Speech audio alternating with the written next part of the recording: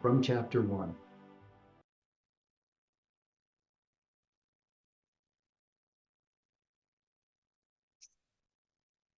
Brotherhood, feed my sheep. To my friends who have espoused the spiritual life, there is so much in life you seem to just take for granted. And you're not alone in this, for in a sense, all mankind, to a greater or lesser degree, may be found in this state of unawareness, few being altogether free from it. With almost childlike simplicity, those who in other respects are wise about many things seem to accept much of God's visible creation without considering the magnificent design behind the physical form and appearance. Eventually, all who ponder the truths of the visible and invisible cosmos come to a conscious desire to study the works of God's hands in greater detail. Now, some are quite naturally drawn to the study of light and truth from early childhood, and many of you in this class are among these. Some of you began along Orthodox lines and perceived at one point, as we all have, the futility of being bound by roots of schism, a closed doctrine, or an uninspired ecclesiastical hierarchy. Your hearts became convinced of the oneness of all life, and you began to seek the unity behind the diversity of religious thought. Your search for truth took you far afield from your point of origin, and you began the journey toward a greater understanding of God's laws. Some of you were buffeted about and finding no solace or peace in the pursuit of material goals, turned toward the spiritual life as toward one last hope. Whatever your beginnings or the bumpy road between then and now, it really matters not. The important fact is that you are here in harmony with the ascended ones. With Blessed Saint Germain, you can declare, I am here. This is of paramount importance. For in so doing, you acknowledge the unity of the I am presence. And your desire to serve in expanding the light and in spreading the message of the Father's kingdom among all people is made plain. Now, let me assure you that the Father's arms are open to all, to receive every seeker and to assist each aspiring one in the process of raising himself into the arms of his own God presence, the only divine reality and haven of safety among the storms and trials of mundane life. To the present day, the help extended by the ascended masters to the people of earth continues to be of immeasurable value. Yet it is not apparent to most men, because we are graduates of life's schoolroom, well acquainted with its problems and their solution, the masters, graduates of life's schoolroom. And because the needs of earth are so very great, God uses many of us, your ascended brothers and sisters, as his hands and feet, his very heart extended as wisdom personified. Through our ascension, we have attained a blessed oneness with him. This we long to bestow upon each one of you as your God presence directs. Remember, God, the mighty I am presence, does know the day and the hour of your ascension in the light. This knowledge of the presence retains its own safekeeping. You may be closer to your victory than you think, for the sign is not always outwardly given or made known to others. Beloved Jesus and I, as world teachers, have undertaken this Corona class by correspondence with an end in view, the multiplying of our hands and feet. Is this not true correspondence in many ways, true sharing in many ways? You see, through faith, you become our hands, our feet, our presence on earth. You correspond to us by outpicturing our consciousness before mankind. Do you see? Your own hearts become chalices into which we pour the fragrances of our spiritual graces. thereby enriching everyone with receptive mind and spirit, so fortunate as to come in contact with you. Thus, seeing you, these can begin to believe that God dwells in human form. And oh, what a responsibility, my brothers and sisters. But our mission to be seen as the masters and carry that flame and share it with others. Oh, I do hope you see this, for it is the secret of the love that has always existed between master and disciple. The accomplished goal of the Corona class will therefore reveal what and whose divine radiance encompasses the faithful. So many of Earth's children, intrigued as they are by their study of God's laws, assume that by a magical or semi-magical process, they will automatically be transformed into ascended beings or walking adepts. On this moot point, many hirelings have gone forth to make a living by dispensing the gospel of mere human brand of freedom, often not feeding the sheep of Christ the necessary spiritual food. However, in all fairness, let it be said that through sincerity and honor in the hearts of the students, much good has been accomplished despite the hypocrisy of these hired shepherds. And certainly you would agree that some service is often better than none at all. And how practical our beloved Master Kathumi is here. Of course, each one is judged according to his own works, and if he does well, good shall come. The law cannot be broken. Nevertheless, let it be made plain that we prefer the anointed teachers whose dedication has brought them to the feet of their holy Christ self, with hearts full of love and devotion and the humility to dispense our teaching with ascended master purposes held in mind. Note especially the humility to dispense our teaching. Not for all the world would we take from anyone his blessed hope or uproot him unnecessarily, even from a false teacher, unless we could benefit him thereby. Neither would we wish that any false hope should lull him into a slumber of false security, where much valuable time and energy could be lost pursuing non-existent goals. Hence, our false goals. Hence, our keen sense of discrimination, which we are willing to transfer to you, should be sought. And we should seek that earnestly. We want nothing from you except an unselfed love, which you can give right now if you will. Think about this. We long to see you enjoy the self-same beautiful freedom that we have. What I'd like to do here for a few moments then is pause from this reading and share with you an event that Kathumi sponsored through the messenger, Elizabeth Clare Prophet, on January 27th, 1985, when he formally inaugurated the Order of Francis and Clare. And this theme matches very well with our reading. And Kathumi communicated to us through the messenger, beloved, I underscore and bring to the fore of your attention now our order, the Holy Order of Francis and Clare, which has long been the underlying motive and purpose of many who serve here and throughout the field. I wish to inaugurate this order in this hour in a more organized way, that you might identify yourselves, whether on the celibate path or married, with the works that we strove to accomplish in the rebuilding of the church on the cornerstone of purity while being servants to all life. I would speak to you of our motto, which I would say today as obedience, as poverty, and as chastity. May I speak upon these for a moment?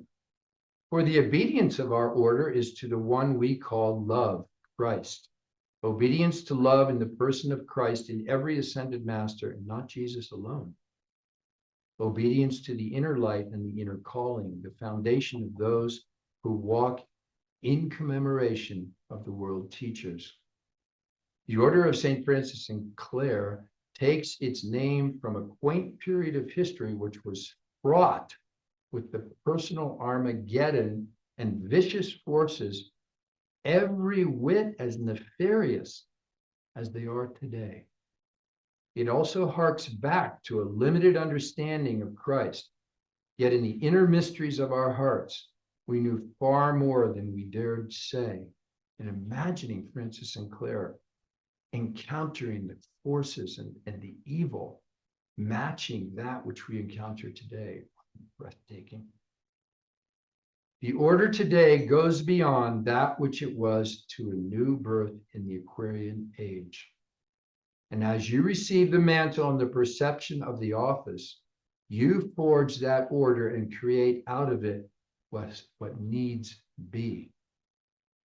Thus, beloved hearts, chastity itself is purity. It is the purity of the chakras.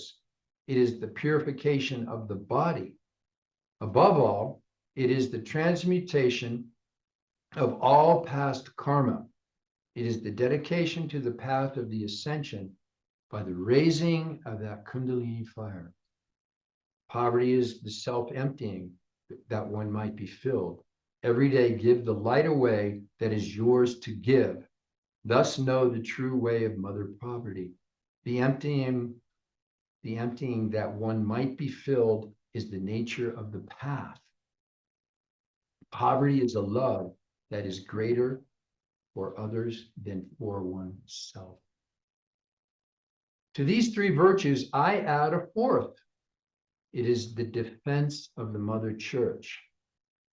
And also included in this order is the order of the Holy Child, loved by Jesus, brought forth by our beloved Linello, of which you have heard tell on the anniversary of the Summit Lighthouse, when Linello founded the Order of the Holy Child in the early 1950s. Fantastic. You can research it through the Summit Lighthouse, and it's a beautiful order. May you then be striving ones. May you remember also that the fulfillment of the order of Francis and Clare is in the etheric octave, is now through the order of the brothers and sisters of the Golden Robe. So in that sense, it's superseded or taken in to the brothers of the Golden Robe service.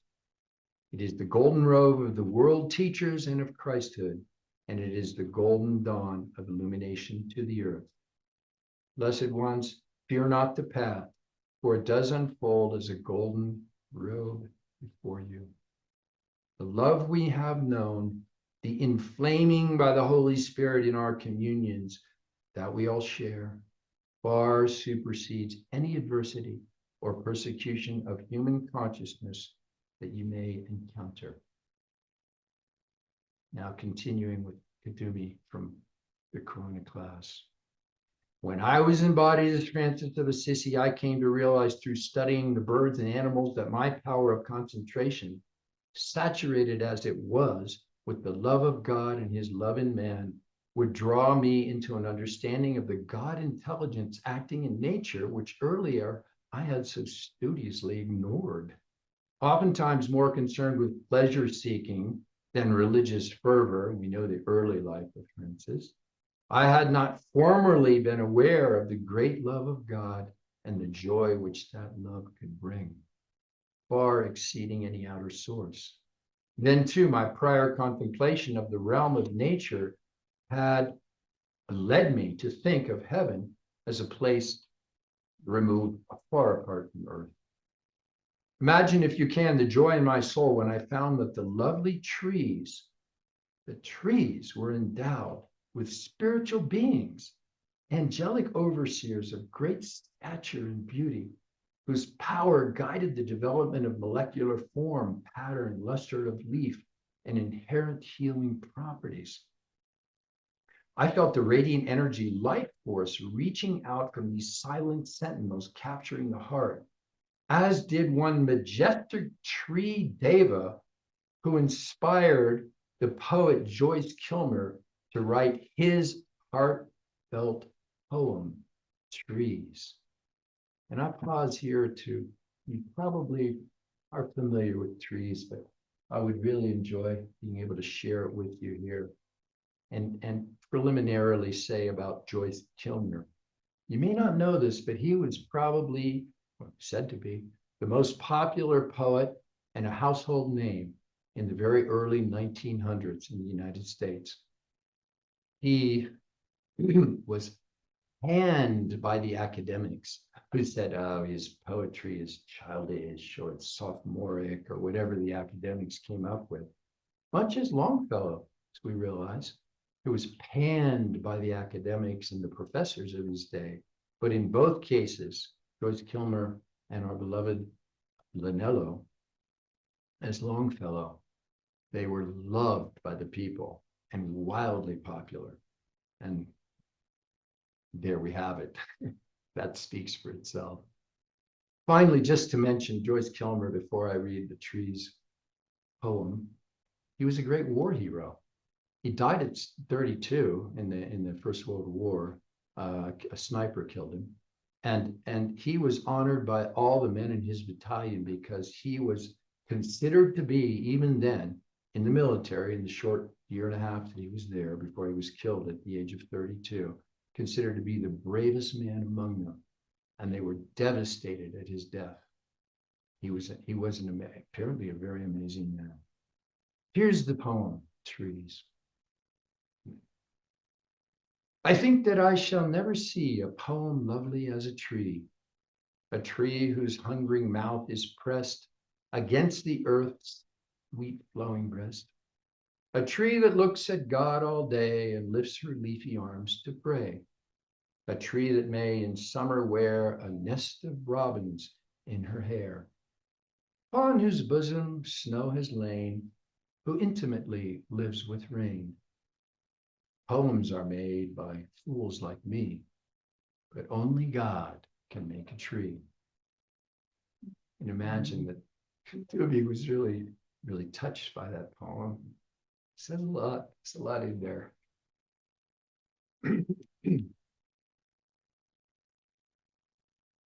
Tubi continues. I also found to my amazement that the tiny furry creatures of the forest had a life intelligence all their own, reflective of the Creator. And I saw how the life in them responded to the life in me. Oh, heaven was not apart from me, for I perceived all things visible to be but the hem of the garment of heaven. Touching just the physical hem, I was made whole. What would happen when I touched the whole robe? I longed to know. Thus, in order to reach this transcendent goal, which I firmly believed was attainable, for I knew in my heart that God had ordained it, I set my mind to the path of spiritual illumination. Day by day, my mind was made holier still through contact with the spiritual realms, my one-pointed dedication to the path of my contemplation of the holiness of life and the holiness of the God who had created all things to his delight, including man. These were the keys to my assimilation of that holiness, which clearly seemed to permeate myself and everything around me. Dear hearts, there is something foreign to reality in the idea of God being separate and apart from his creation.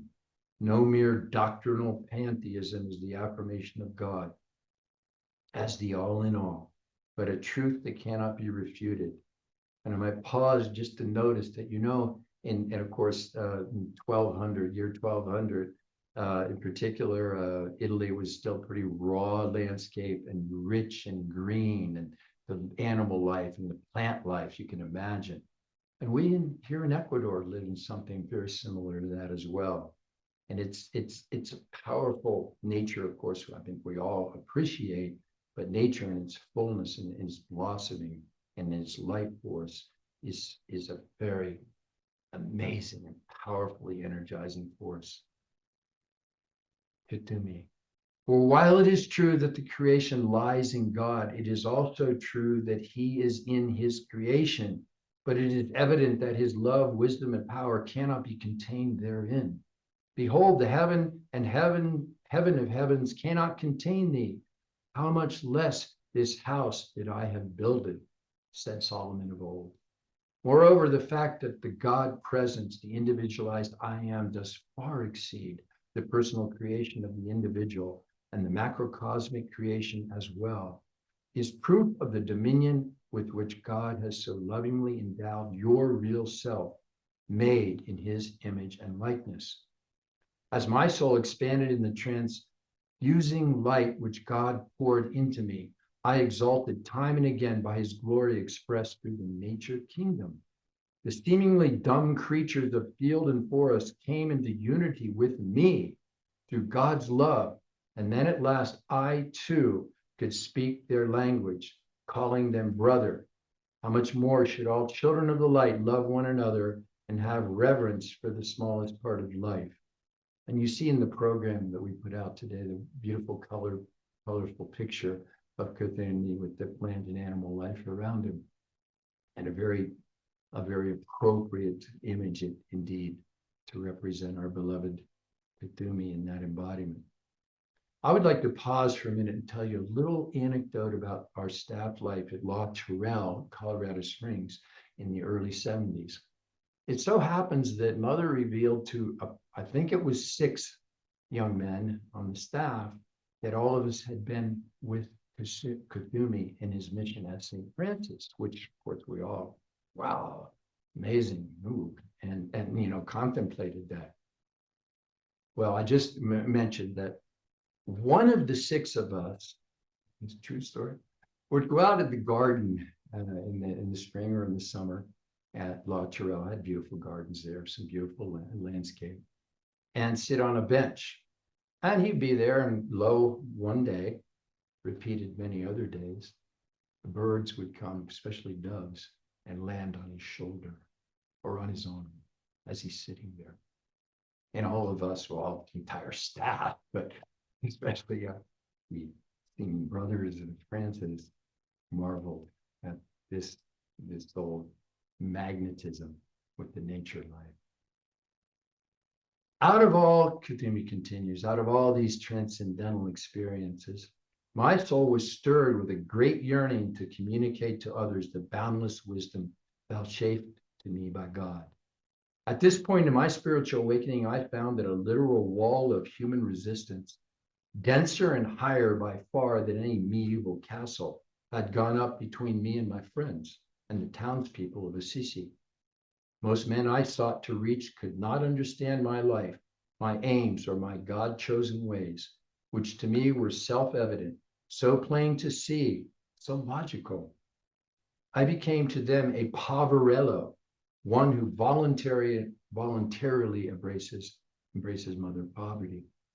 It was then that I was abruptly cut off from family, friends, and funds. And of course, we know somewhat about the mockery and really the violence. Perhaps you didn't know the violence wreaked upon Francis when he early sought to stand for a ministry of love, inspired by Jesus in a very special occasion in the cathedral where he was alone and had a transformative experience with Jesus. And from that moment, he began a life of exposing that love that he felt burning within him, transferred to him by Jesus. And he appeared to many people to be losing it. And he was subjected, and I've read some research on other writers who have researched his life. He was viciously treated at one point, bloodied and beaten by young, especially young guys in the community. And of course, everyone knows the hardship he had with his father and the disowning and all that. But it was vicious at one point. Now, his incurring of that vicious treatment, but his ability to withstand it and have a pure heart and look back at his assaulters and express a kind of an understanding, compassion for their ignorance, actually ended up converting them, a number of them. And it reminded me of a story I know about Mark Prophet, who was in the Air Force in World War II.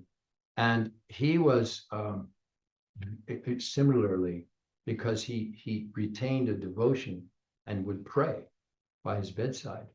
He was similarly mocked and rejected by many of the soldiers. And this is one of the men who was in his company told me this later. And it described how Mark came through that and didn't win all of them over, but won a number of them over to a respect for him. So anyway,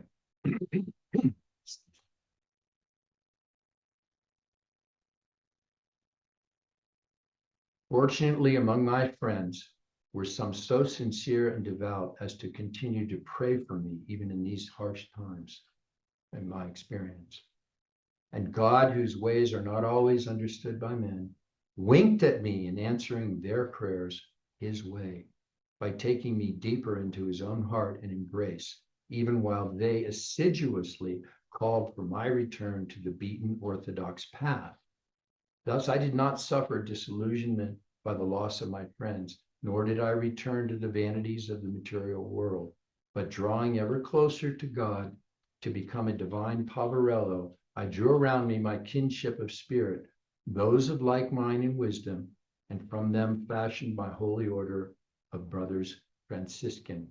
And again, in this period of his commitment to his path, some of these same men who had assaulted him and beaten him converted over and became brothers Franciscan.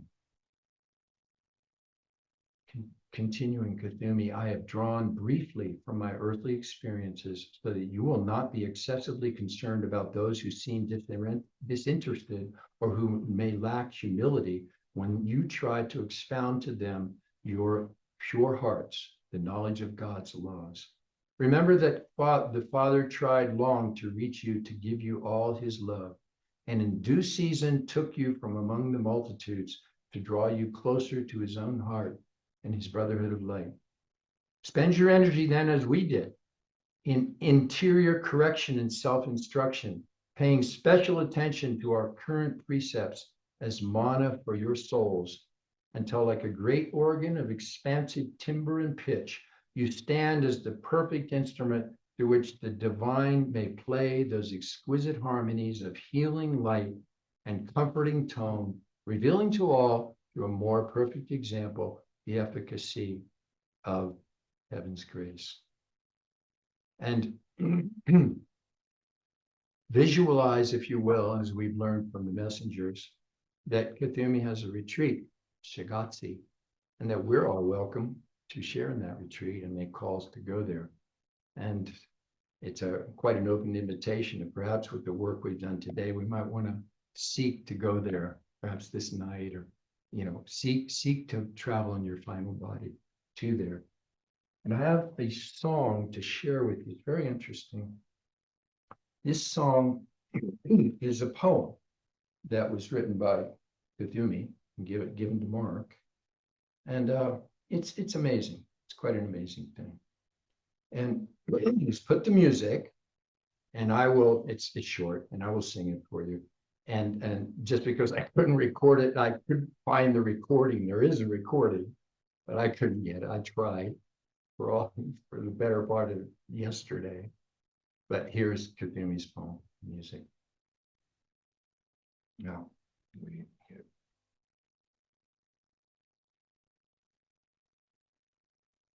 I think you'll experience his flame in this poem. I am no blight of fantasy, clear seeing eye vision of the Holy Spirit being. Exalt my will, desireless desire, fanning flame inspired fire glow. I will to be the wonder of thyself, to know as only budding rose presumes to be. I see new hope in bright tomorrow here today. No sorrow lingers, I am free. O glorious destiny, thy star appears. The soul casts out all fears and yearns to drink the nectar of new hope. All firmness wakes within the soul. I am becoming one with thee. I am becoming one with thee. I am becoming one with thee. So as you lift up the presence of God I am in yourself, the presence will draw all men to its greater light. Bear in mind, as beloved Moria has said, that we are a forthright brotherhood and do not become weary in well-doing. Jesus, who wept over Jerusalem, has long poured his love to the tired, the hungry, the poor, and the bound, yearning as I do, but to refresh, feed, enrich, and free in the dignity of the Holy Spirit all souls who love light. We would equally free those who, because they do not know the light, they do not love the light. And unto those men who love darkness rather than light, because their deeds are evil, we would bring light and the love of light and an example of righteousness through you, each and every one who would teach unenlightened men the way. Such is the ideal of the Great White Brotherhood. Such is the path of just men made perfect through the living image of Christ. To this calling, the spirit of the brotherhood leads you, that by expanding your light, you may answer the call of Christ to feed my sheep. The salutation of the ascended Jesus Christ be with you, together with my own, your cosmic teacher, Kukumi.